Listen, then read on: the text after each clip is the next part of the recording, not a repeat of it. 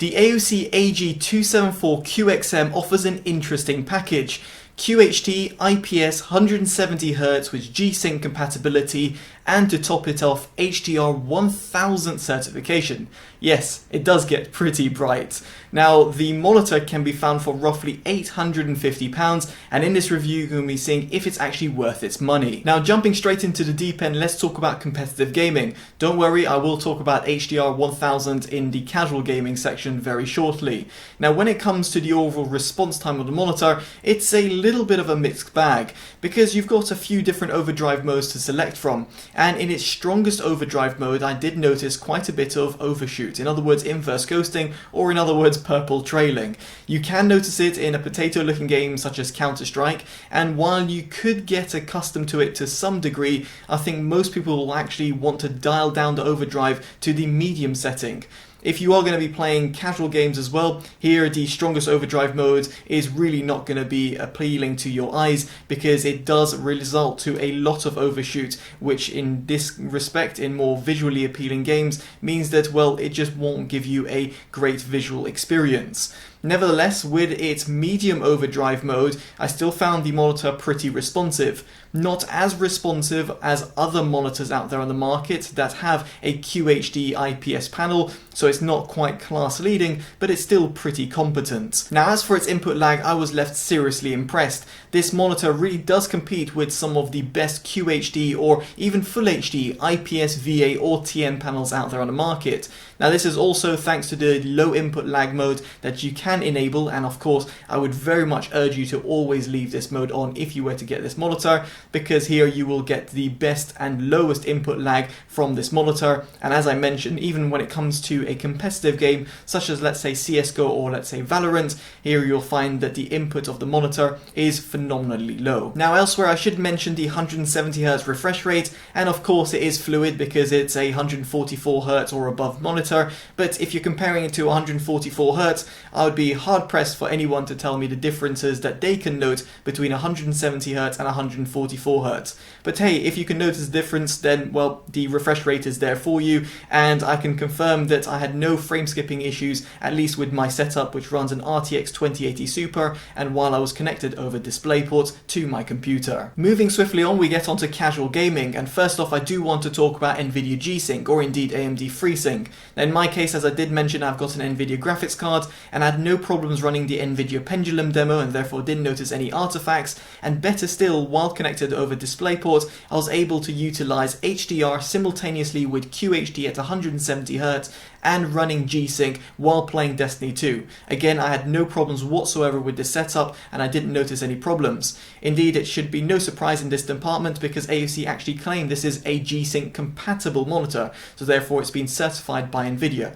But do not be mistaken, this is not a G-Sync module monitor, and therefore doesn't benefit from the full VRR range, and therefore going from 1 to 170Hz. Instead, here you're going to be going from 48 to 170Hz, which is still pretty impressive, and therefore if you can keep those frames up, then you're going to get a very nice tear-free gaming experience, be it if you're on an AMD graphics card or indeed, like myself, with an NVIDIA GPU. But what really was interesting to me, and the headline feature, was its HDR1000 certification. And I can say, playing Destiny 2, that the game in HDR looks absolutely phenomenal. HDR 600 and above provides a fantastic experience over HDR 400 or non-HDR certified monitors. And here with the HDR 1000 spec, you can clearly see all of the beautiful details that come in games which have the HDR support. My camera is not going to be doing it any justice, and of course looking it over the web is still not going to be doing it any justice, but I can say with my own eyes, and of course if you were to have this monitor, that if you were looking for an HDR gaming monitor and wanted a high refresh rate, well, this monitor really does stand out in comparison to the rest of the crowd, which really and most often offer the HDR 600 or below spec. However, when it comes to running HDR games, I should mention that this monitor has 576 local local dimming zones, which means when you have a very dark scene and you're presented with a light object, for example in an extreme case a pitch black dark image, and then you have a cursor going through it with the HDR signal, what you'll notice is a bit of a blooming effect. To conclude the gaming section, I should also mention that for console gamers you will be pleased to know that this has a 4K signal input, and therefore when I was running a Blu-ray player I was able to output 4K at 60 Hz. This has a HDMI 2.0 port, so that is worth bearing in mind, and therefore if you have an Xbox, even the latest generation ones, you can output 1440p at 120 Hz and also at Full HD, and if you want to go for the 4K side of stuff you can do so at 4K 60 Hz. On a PS5 you will be limited to 1080p 120 Hz, or elsewhere go to the 4K 60 Hz signal if you want a, well, lower refresh rate at the sacrifice of, well, a better resolution. And so now we get on to image quality, and as I did mention, this monitor has an IPS panel. It runs QHD at 170 Hz, but you will be interested to know that it runs on a mini LED structure and it's got a 27-inch form factor. Now put across my Datacolor SpiderX Elite, I noted a 98.4% gamut coverage and a 100.9% gamut volume. As you can see over here, how it compares to the sRGB standard. When it comes to color accuracy, it does stupendously well with an average delta of 0.77 and a maximum of 2.71. And here contrast ratio was tested at a slightly measly 856:1. Now if you were to move out of the sRGB mode on the OSD, you will note a few different modes such as the warm mode, and here I had it tested at 99.9% sRGB with 172.7% sRGB gamut volume. Of course this affects the Adobe and DCI-P3 standards, and here it means that, well, it doesn't quite suit the sRGB color accuracy, because here the average delta E drops to 3.77, higher is worse of course, and the maximum of 9.43 with contrast ratio sitting at 883:1. Now what I will say is that if you're going to be doing any sort of color editing or video grading, you're really going to want to run on its sRGB mode, and or if you're going to be gaming, then you might actually want to go on terms of the warm mode or any of the other color modes that you can select through the OSD. The only thing to be mindful of in the sRGB mode is the brightness. It's absolutely locked, which is a real shame. Here the brightness actually sits pretty high at 340 nits. You can see also here in terms of max SDR brightness, I got it to 680 nits, while in comparison to its HDR brightness, it should hit over 1000 nits, but due to my SpiderX Elite being capped at 885 nits, that's the maximum recorded brightness that I could note. As for minimum SDR brightness, it sits at 86 nits instead. What I'm trying to convey over here is that while its sRGB color accuracy is seriously impressive, it is a shame to see the brightness locked, and therefore it might be too bright and or too dim for your needs, especially considering that this monitor's peak brightness in SDR and or HDR is seriously impressive. But what isn't as impressive is its brightness uniformity. You'll be able to see from this image on your screen that it doesn't do well across the board. And unfortunately, yes, it doesn't do well when it comes to backlight bleed. Now I do understand this is somewhat panel lottery, but I was frankly expecting a lot better results from this monitor.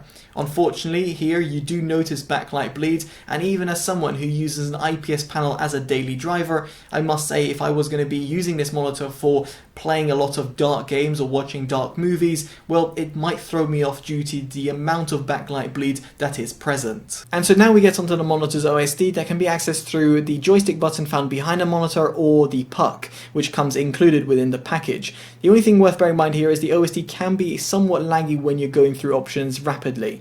Now here through the game settings, what you'll notice is the overdrive and low input lag modes, and of course adaptive sync if you want to enable or disable it. And as for the quick switch LED, that's just the LED that resides around the puck that I'm using right now.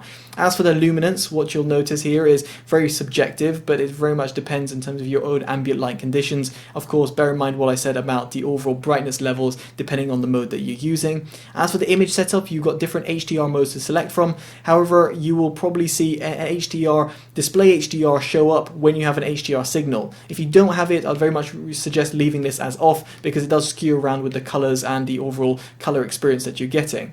Speaking of which, here the color temperature, you have got warm mode, which I did reference before, which gives me more selection of options. But of course, if you don't mind locking most of the options and indeed the brightness, go on the sRGB mode to get the best color accuracy from the monitor. Now, as for audio, this has got two 5-watt speakers, and they're actually pretty impressive, specifically when you use it alongside DTS sound and when you're using the game EQ. Of course, if you're going to be using this monitor more seriously, I think you're going to have a set of bookshelf speakers or otherwise, and as such would definitely suggest running that or a set of DAC and headphones.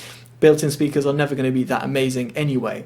Now, as for light effects, now here it allows you to adjust the lights which are found behind the monitor and underneath the monitor. Frankly, the LED lights aren't that bright, in other words, doesn't give you a ambi-glow type of effect, and in my case I actually completely leave it disabled. But if you want those extra RGB lights, then they're there for your liking. Similarly, you've got also a logo projection that can be found underneath the monitor.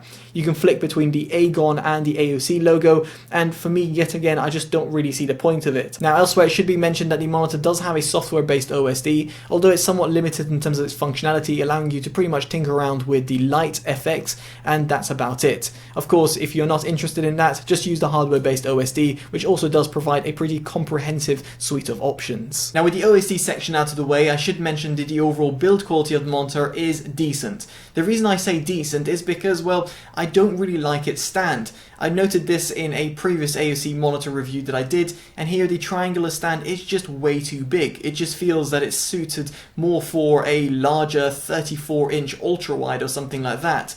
Here the triangular stand doesn't fit on my IKEA Freddy desk, and therefore might be a little bit hard for you to figure out the right way of using this monitor. Of course, if you have a flat desk, then this is kind of a non-issue, and of course you can replace the monitor's stand altogether by a VESA compatible stand instead. Now, on the subject of the built-in stand, it does provide height, tilt, pivot adjustment and can be rotated to your heart's content, and in this respect it's absolutely really good. Furthermore, the monitor has a 3-side borderless design, so if you ever did want to do a multi-monitor setup and or didn't want to take too much real estate on your desk, well, this monitor does a fantastic job in this department. But on the subject of keeping your desk pretty tidy, I should mention that the power brick that comes included is absolutely humongous. Now, this is not normally something that I comment on in my reviews because they're either power brickless or the power brick is a relatively small size, but the same couldn't be said about this AOC monitor. It's absolutely humongous and you're going to have to cater for it somewhere on your desk and or on the floor. It's just something I thought to highlight in my review. Now, finally, I should also mention connectivity. Now, the monitor has 2 HDMI 2.0 ports, 1 DisplayPort 1.4 port, and a USB Type-C port that delivers 65 watts of power as well, so therefore you can charge, let's say, a laptop. But more interestingly is that it has a built-in KVM switch. This is quite useful for those people who have multiple source inputs. So for example, in my case, I had a Microsoft Surface Go connected over Type-C and then had my computer, my desktop computer that is, connected over DisplayPort with the Type-B to Type-A cable. Then I had my mouse and keyboard connected directly to the monitor, and it meant I could switch between the two sources, in other words, my desktop computer and my laptop, while using my same peripherals, which is a nice little handy feature and a good testament to the KVM switch abilities of this monitor. And so this brings me on to my verdict. Would I recommend the AG274QXM?